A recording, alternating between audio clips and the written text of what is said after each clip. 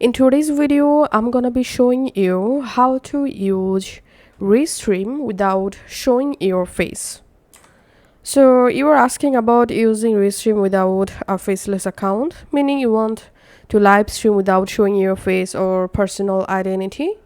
That's totally doable with restream, whether you are using OBS, Restream Studio, or pre-uploaded videos. First of all, go to your Restream account and click on Create New Stream.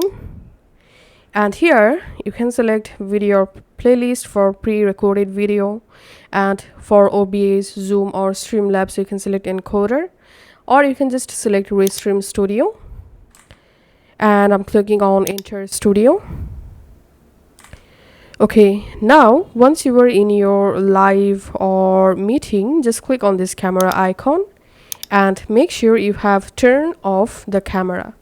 So do not enable the camera option, or you can just click on share screen and you can share your computer screen just like this. So that's how you can actually start a live streaming or meeting on Restream without showing our face. Thanks for watching.